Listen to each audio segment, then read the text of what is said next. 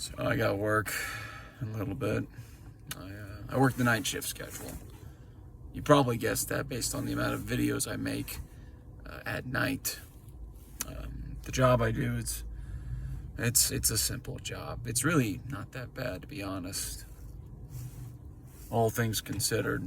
And I'm thankful for it. I really needed it when I was looking for a job. You know, I'm not happy. I'm not content. The only reason I even bother with life, to be frank, is that I am operating from cognitive dissonance of how shitty my life actually is. And listen, when I say that, I'm not disregarding the things that I do have. Okay? I have a healthy body. That is an absolute gift and a blessing, and I don't show it all the time, but I'm very thankful for it. And I want to preserve it and take care of it as best as I can. That's why I'm trying so hard to do the carnivore diet. I ate junk food today, obviously. Not obvious, right? But obviously that's why I'm talking like this, you know. For me, at least, it's obvious. You know, it started with fucking peanuts. It always starts with peanuts to me. Okay, because they're there. You think, honestly, a handful of peanuts is not going to cause any harm. And the truth is, a handful of peanuts doesn't cause any harm. But it's never just a handful of peanuts to a true carb addict. And I am a true carb addict. You cannot give me any carbohydrates at all. Okay, if you give me anything at all, I will eat and eat and eat and eat until I am literally sick in the stomach. Every single time, without fail. That's the issue with me. You know, I am a carb addict, and I live in a household full of carbs, which is why it's so damn difficult for me to just say no and say enough. The longest I've gone is 35 days on carnivore, which really isn't long enough. Not really, for me at least. Obviously, for somebody who's morbidly obese, that's great. I'm not. Obviously, I'm not where I want to be, but point is I'm not happy. I'm not happy. I'm not content.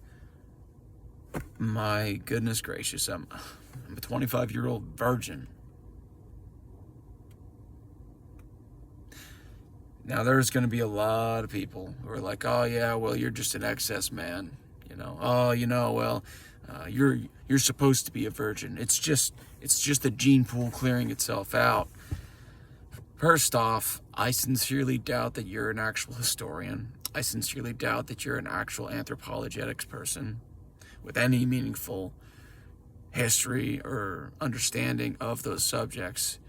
I would consider myself an absolute novice in those subjects, but I have basic understandings of those things precisely due to the fact that I was curious, I was interested, and I'm trying to be introspective of my health. I'm trying to be healthy for the sake of being healthy, because it is, in my opinion, a good thing. You know, going back to the topic, why am I so unhappy? Why am I so frustrated? I kind of lost myself 30 minutes ago. I was driving. I was already tense. I was already angry. And, you know, I was at a light. It had just turned green. I was already moving. And I started to accelerate. And this guy I don't know if he looked at me or if he pissed me off, but he just started to accelerate too. And he was speeding. He was putting his pedal to the metal, right? That pissed me off. The speed limit was 45. And I got up to like maybe 52 to make sure he wouldn't pass me. I was so pissed off at that, in that singular moment. It irked me. Now, was that completely illogical? Obviously. There was a car in front of me that prevented me from proceeding forward, and I wasn't going to pass him. You know, I got angry. The reason I got angry is because I'm not happy. The reason I'm not happy is because I've got all of these things in life that are wrong. They're wrong. And it feels like that my voice falls on deaf ears to pretty much all the people in my life. All of them, you know. My dad, in my opinion, especially. I remember one point he was watching a video on Facebook or something about basically this person, who was the lady who tried running for president? before you insult me for not knowing Kamala, yeah, that's right, Kamala Harris, before you insult me for not knowing her name off the top of my head, the reason I don't have her in my head is because I don't give a shit about her. Or Trump. Or really anybody who's in Congress or in politics. Because me knowing anything about them has jack shit to do with what they do. I'm convinced the vote is absolutely just it's theater. It doesn't do anything. And you want to know how I think that and why I think that? Because there's still 100 million unborn children being aborted every single fucking year across the world, regardless of whether or not I vote or who I vote for.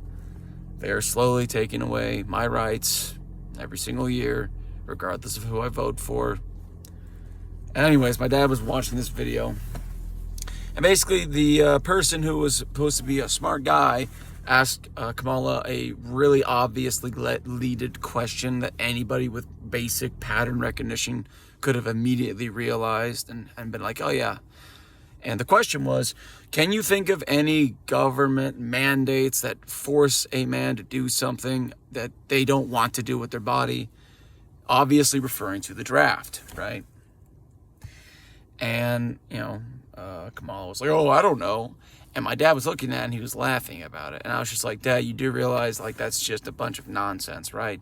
Kamala's not actually that stupid. She's pretending to be that stupid. It's a red herring. It's meant to garner your attention. It's meant to make you pay attention to this thing rather than paying attention to the highly complex, system that they put in place to undermine our rights, year by year and day by day. Look at the fucking Super Bowl. They're always coming up with new fucking legislation and rules and regulations to our society when everyone's fucking drunk and watching a bunch of people run into each other at like a bunch of idiots and Neanderthals. And he just took that with so much offense. I guess he presumed I was apparently insulting his intelligence. That's how I interpreted it at least. But I wasn't trying to do that. I was trying to say, Dad, this is it's pointless. This thing it's just slop. Okay, it's easy to digest for the viewer, and because it's easy to digest for the viewer, it makes the person think that the Republicans were just so much smarter than the left or something. And the left has the exact same social system. They have the exact same digital media that just constantly antidotes them and makes them drunk. From a mental faculty standpoint, because our brains only have a certain amount of chemistry that allows us to care about things. Okay, that's the whole point of digital media. It's to basically exhaust your ability to care about what actually matters. That's why I basically only watch videos on nutrition and on basically biological narratives that are applicable to quality of life, at least how I understand quality. That's why I monitor my digital media, and I basically say, maybe I'll watch this, maybe I'll watch that. And he took that with such offense, and he completely missed what I was trying to talk about. It's meant to it's literally just the Roman circus. It makes you all happy, but it's all nonsense. It's nothing. I'm not happy.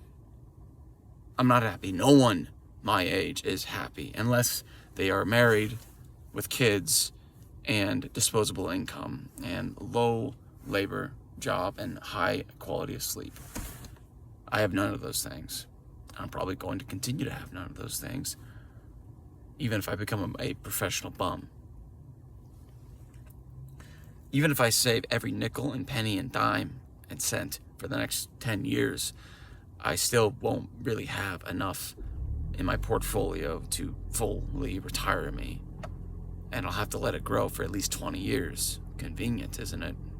Even if you do that, you still have to work for 20 fucking years anyways. I don't know. My dad watches my videos sometimes. Not always. He's probably going to watch this one.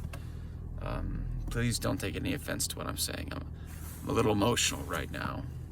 I'm a human being. Give me some grace. Yeah, but I'm not happy. The system it's not good for men. It's not good for women. It's not good for anyone. It's all one ginormous scheme to make us all completely dependent on the system and easy to leverage and easy to manipulate and easy to influence. And it's working. It's working wondrously. And, you know, it's pretty, I would consider myself a very optimistic person. And obviously that depends on how much sleep I've gotten. You could probably guess by now that I haven't gotten a lot of sleep over the last couple of days. That's how it usually goes when I work. You know, but things look pretty damn hopeless sometimes. I still think it's best to try and do as much as you can. That would be the pragmatic interpretation, or worldview, if you want to call it that.